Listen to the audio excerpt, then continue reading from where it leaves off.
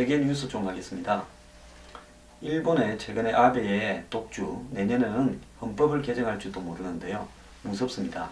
그래서 일본의 아베가 어떻게 권력을 잡고 어떻게 지금까지 유지해왔고 앞으로 어떻게 할 것인가, 이런 부분을 우리가 잘 알아야 대처할 수 있으니까 그거 한번 전체적으로 한번 복습을 해보겠습니다. 아베는 한국의 대선이 있기 석 달 전인 2012년 9월에 자민당 총재로 당수 자리에 복귀를 했습니다.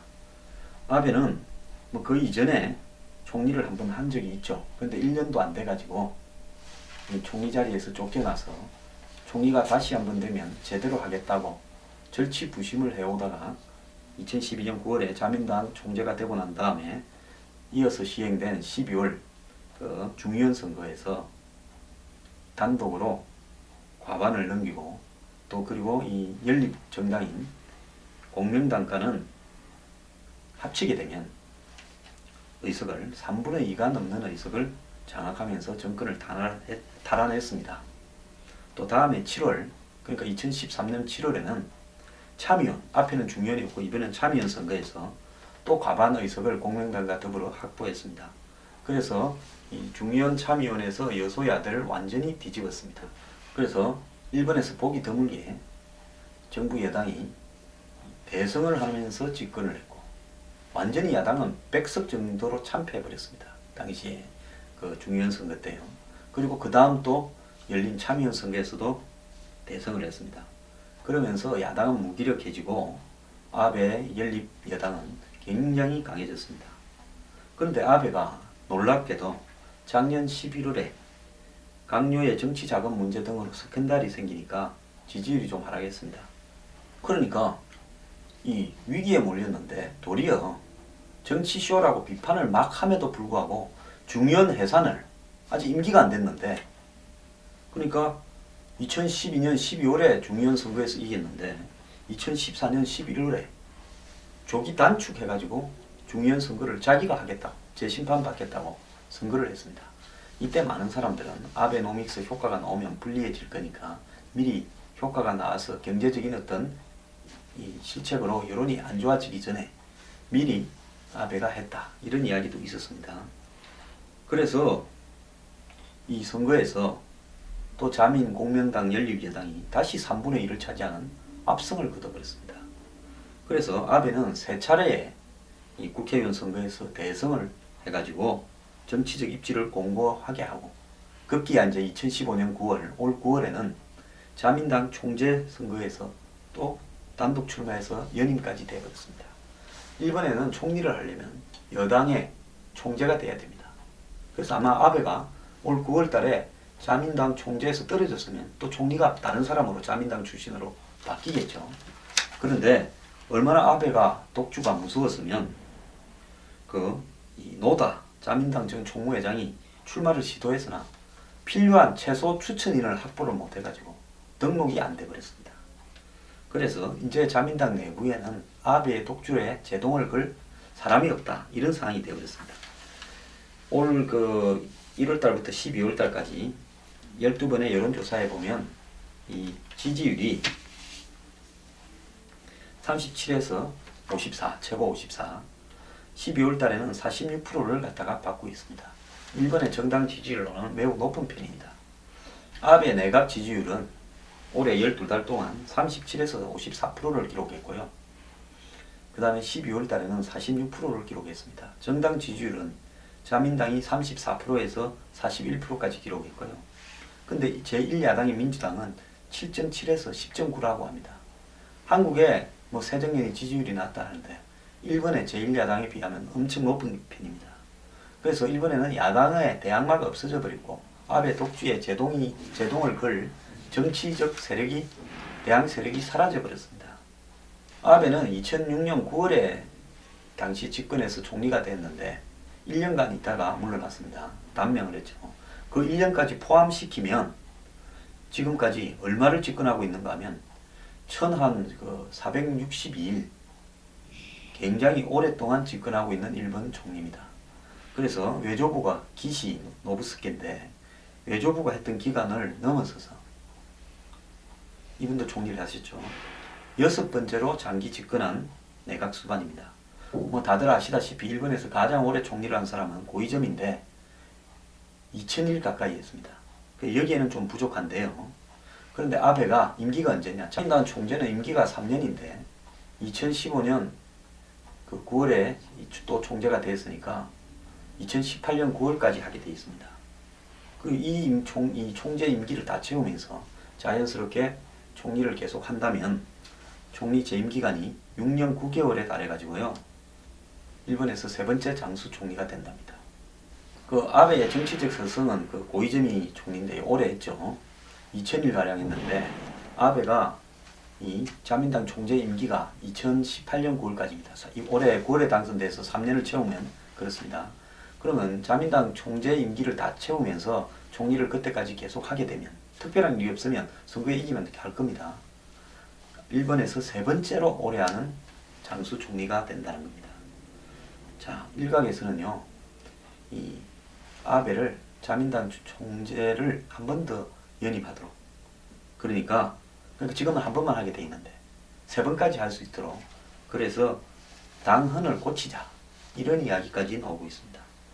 자, 아베의 다음에 정치적 어떤 이 행동에 대해서 좀 알아보면요. 아베는 안정된 지지율과 저항 세력이 없는 그런 어떤 토대를 바탕으로 일본의 그 전후체제, 즉 평화헌법체제를 벗어나고 있습니다. 아주 조직적이고 단계적으로 해나가고 있는데요. 아베 내각은 집단적 자위권을 행사하는 것이 헌법에 어긋난다는 역대 내각의 헌법 해석을 작년 7월에 바꾸어서 집단적 자위권을 행사하는 이론적 바탕을 만들었습니다. 그러니까 집단적 자위권, 다른 나라 동맹이 어떤 전쟁에 부딪히면 우리도 같이 싸운다 이런 건데요. 그런데 이 부분이 평화헌법에 위배된다. 이렇게 되어 있었습니다. 그런데 헌법을 해석하는 방법을 바꾸어가지고 헌법에서 이야기한 평화헌법은 그렇게 해석하는 게 아니고 다른 거다. 그래서 집단적 자위권은 헌법 정신에 위배되지 않는다라고 해석을 바꾸었습니다. 그런 다음에 두 번째로 올해 정말 국회 앞에서 일본 사상 초유의 반대 시위와 대규모 군중 또 반대 여론이 압도적으로 높았음에도 불구하고 집단적 자위권을 행사할 수 있도록 이 관계 8개 법률인가를 개정을 해버렸습니다. 이 개정된 안보 관련 법안은 내년 3월에 시행이 되고요. 이제 시행이 되게 되면 자위대를 해외에 파견하고 지금까지는 뭐 평화활동에만 파견했는데 이제 전쟁과 관련된 활동에도 파견할 수 있게 되었습니다. 그리고 미군을 후방 지원을 공식적으로 할 수 있게 되었습니다. 또 미국이나 한국을 포함해 일본과 밀접한 관계에 있는 국가가 공격을 받게 되면 이것이 일본의 안전을 위협한다면 일본이 무력을 사용해 같이 싸워서 반격할 수도 있다는 겁니다. 이 부분 때문에 한반도에 전쟁이 났을 때 일본 자위대가 올 수 있냐 올 수 없냐라는 부분을 가지고 한국 정부의 동의가 있어야 된다는 문제에서 얼마 전에 논란이 벌어졌죠.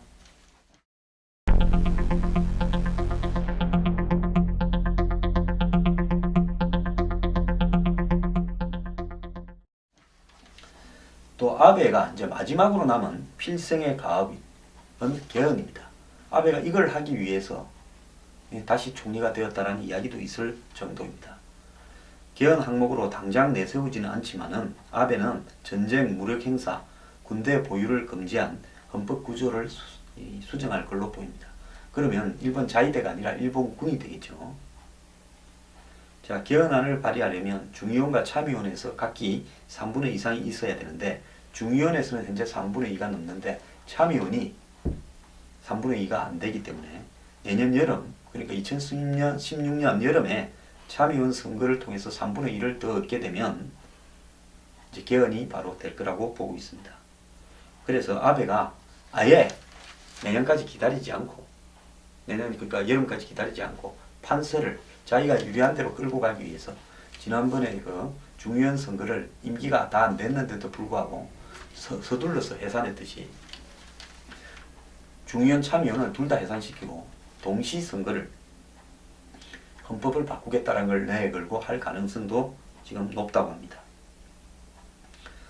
또 이 일본 그 하시모토라고 극우당을 끈든 오사카 시장 지사인 사람이 지금 정계를 은퇴했는데 하지만 이 사람의 세력이 아직 남아있는데 그 세력도 개헌 구상에 이렇게 합류시킬 거라고 합니다.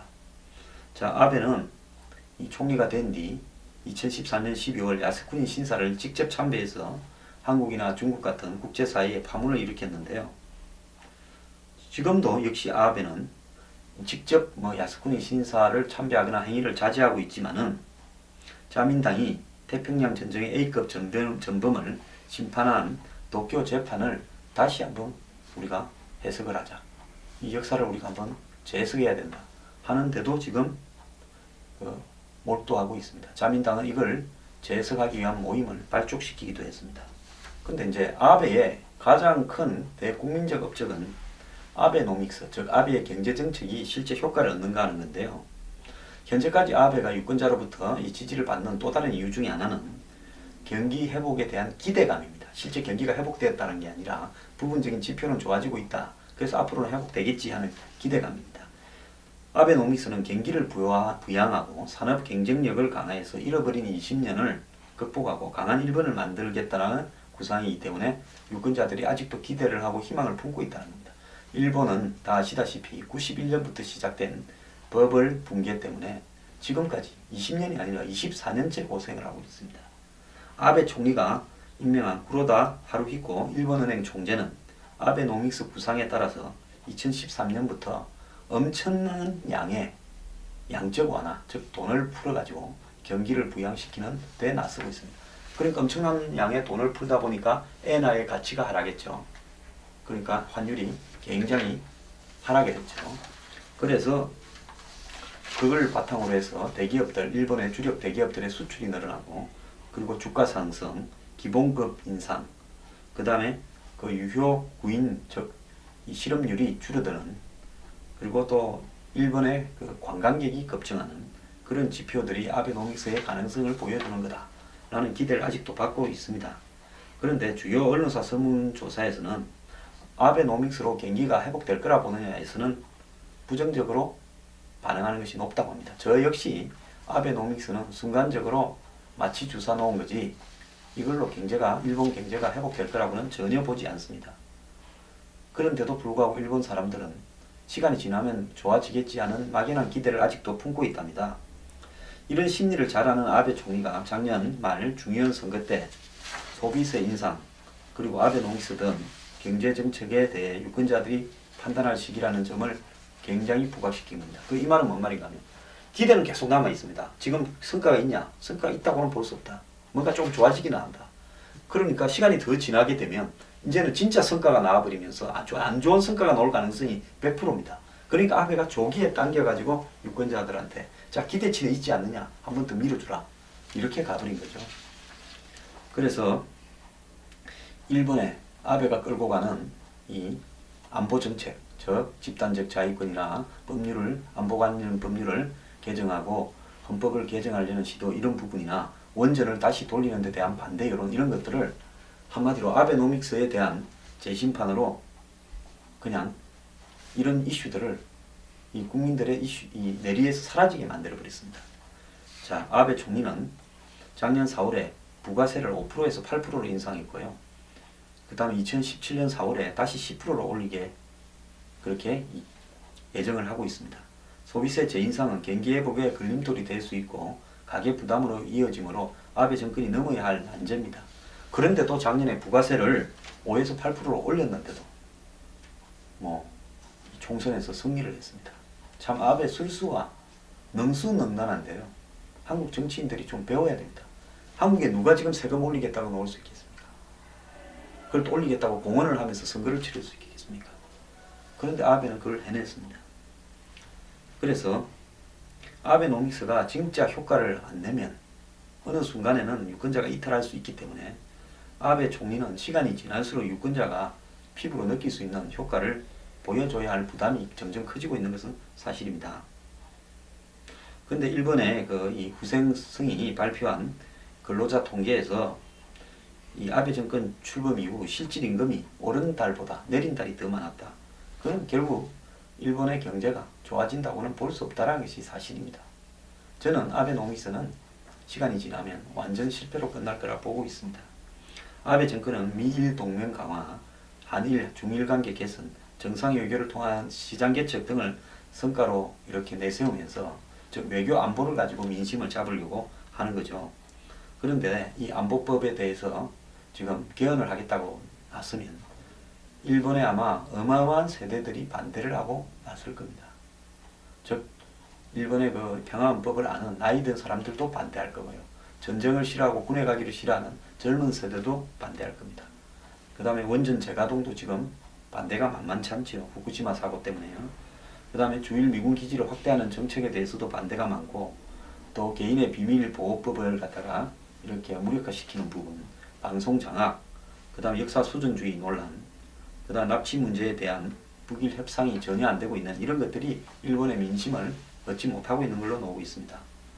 그래서 아베는 이런 주제에 관심이 집중되는 걸 막기 위해서 의도적으로 집단적 자위권이나 안보 관련 법률, 평화헌법 이런 부분을 더 시선을 끄도록 만들고 있는 것 같습니다. 어쨌거나 아베는 이 첫 번째는 1년 만에 쫓겨난 총리였는데요. 2013년부터 시작된 임기에서 두 번째 임기에서 매우 능수능란하고 오해져 가지고 일본 사람들의 현재 장기 경제 불황에 따른 불안 심리, 또 중국이 부상되는 데 대한 일본의 이렇게 열등감, 그리고 미국과의 어떤 관계를 강화해야 된다는 방향, 이런 부분을 털면서 일본 사회의 상실감에 불을 질러서 다시 집권을 하는 동력으로 삼고 있는데, 그렇다고 일본 사회가 좀 더 나은 방향으로 가고 있는 것이냐, 저는 그렇게 보지는 않습니다.